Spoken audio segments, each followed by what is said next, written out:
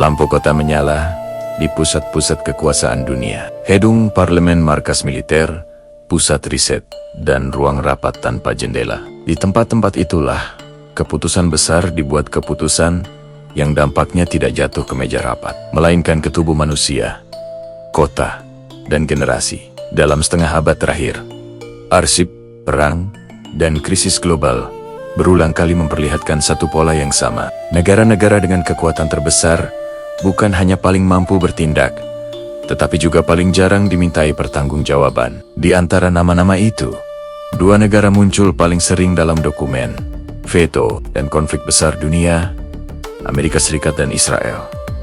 Ini bukan cerita tentang bangsa, ini cerita tentang kekuasaan. Tahun 1953, Iran, seorang Perdana Menteri yang terpilih secara demokratis, digulingkan lewat operasi rahasia. Motifnya bukan ideologi, melainkan minyak dan kendali. Operasi itu berhasil cepat, rapi, dan nyaris tanpa jejak di media pada masanya. Namun dampaknya bertahan puluhan tahun. Revolusi, permusuhan regional, dan satu pelajaran penting, intervensi jarang berhenti pada target awalnya. Pola itu berulang, berpindah benua, berganti alasan. Perang dingin menyediakan legitimasi.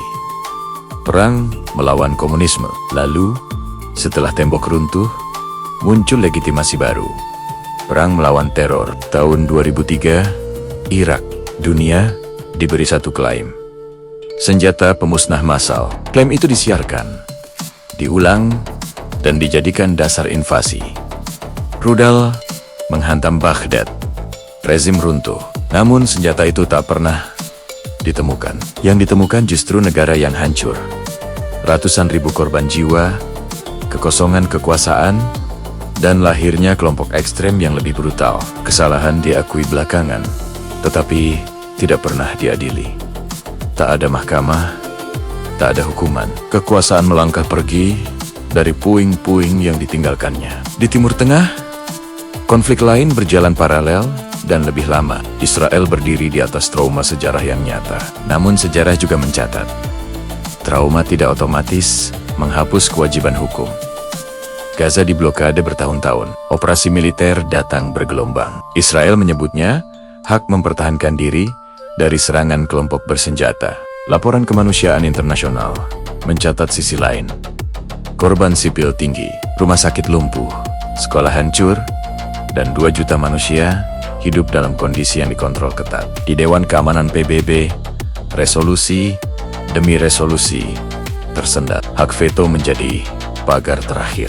Bagi sebagian negara, veto adalah instrumen stabilitas. Bagi korban di lapangan, veto adalah bukti bahwa hukum internasional tidak bekerja sama untuk semua. Disinilah standar ganda terlihat paling telanjang. Namun kekerasan modern tidak hanya berbentuk bom dan tank.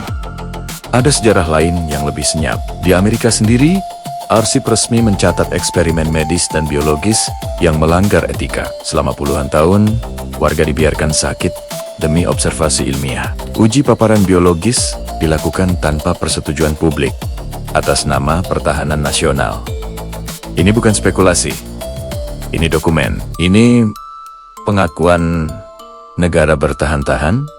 Kemudian, ketika dampaknya sudah terlanjur jatuh ke korban yang tak pernah diberi pilihan. Pelajaran dari sejarah ini sederhana, namun mengganggu. Bahkan, negara demokratis bisa melanggar etika ketika merasa berada dalam keadaan darurat permanen. Lalu datang pandemi COVID-19.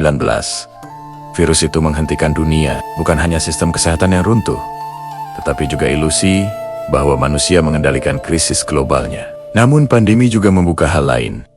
Bagaimana negara-negara besar bereaksi saat ketakutan menjadi mata uang politik paling mahal. Fakta-fakta yang bisa diverifikasi menunjukkan dunia tidak siap. Transparansi awal tersendat, riset berisiko tinggi, minim pengawasan global, keputusan darurat diambil cepat, sering tanpa mekanisme kontrol memadai. Kontrak raksasa ditekan dalam waktu singkat. Kekuasaan negara meluas lewat status darurat, pembatasan, dan pengawasan. Tidak ada bukti sahih bahwa pandemi ini dirancang atau diuji coba ke rakyat di masa lalu.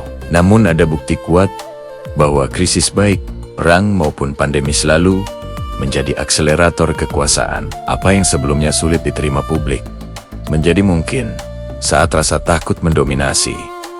Dalam perang, industri senjata tumbuh. Dalam pandemi, industri farmasi dan teknologi pengawasan melonjak. Keuntungannya tercatat rapi. Korban manusianya sering hanya menjadi statistik. Disinilah benang merahnya terlihat jelas. Bukan pada satu peristiwa, tetapi pada pola. Ancaman dijadikan legitimasi. Tindakan ekstrim dibenarkan. Kritik dihadapi dengan dalih keamanan nasional. Dan ketika konsekuensi kemanusiaan muncul, sistem internasional tak punya gigi untuk menggigit balik negara yang paling kuat. Ini bukan monopoli satu negara. Rusia, China, Iran, Arab Saudi, semuanya punya catatan. Tetapi Amerika dan Israel berada di pusat sorotan karena skala pengaruh dan perlindungan politik mereka jauh lebih besar. Mereka bukan satu-satunya pelaku, tetapi mereka adalah contoh paling nyata tentang bagaimana kekuasaan bisa berjalan lebih cepat daripada hukum.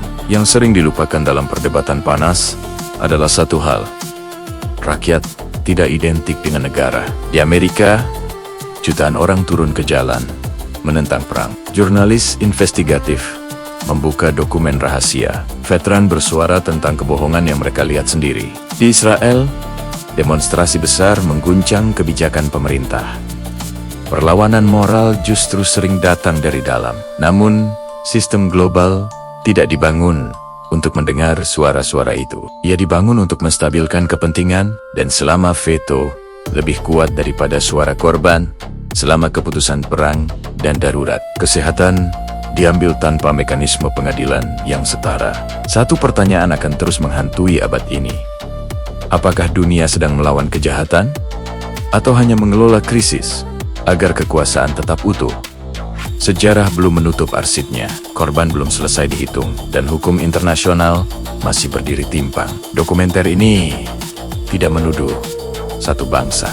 Ia hanya mencatat satu kenyataan pahit dalam dunia modern. Yang paling berbahaya bukan hanya senjata atau virus, melainkan kekuasaan yang kebal dari pertanggungjawaban.